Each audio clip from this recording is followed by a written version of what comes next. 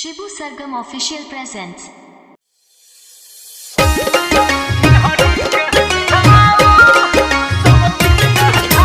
Music by Sipu Sharma.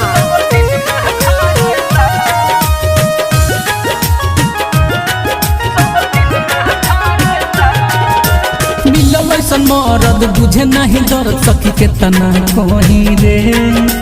मिलल ऐसन मरद बुझे नहीं दर्द सखी के तना कहीं रे। जब हम पूछी सखी तो लाते लाते मारेला।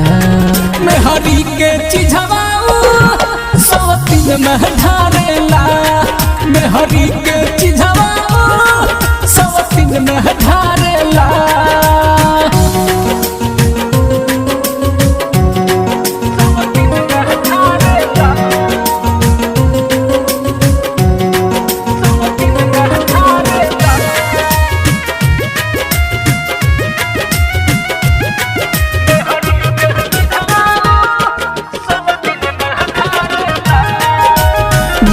नहीं लागे है ओकरा घर के खाना। सवतीन के पीछे रहता दीवाना। जब हम कहीं तो करे माना।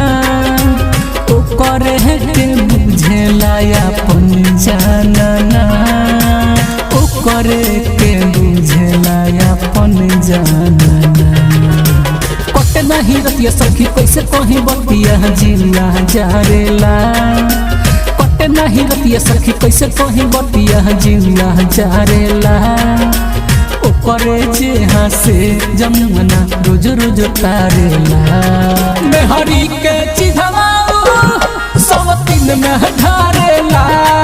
मैं हरी के चिझवा सब दिन में ढारेला।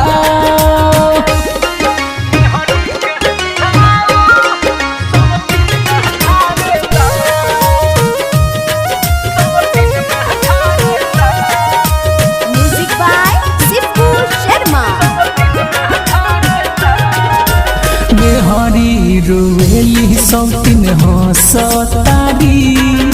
नागिन खानी दिल में डसतारी। अच्छे दीपक से कहीं के तना दूर। शिबू से मिलल न कबू से जिया के सुख। शिबू से मिलल न कबू से जिया के सुख। कोहरा कागज पर हमर कलम से न कहियो भारता। कोहरा कागज पर हमर कलम से न भारता।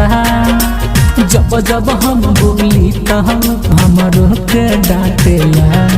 मैं हरी के चिझवा सब दिन में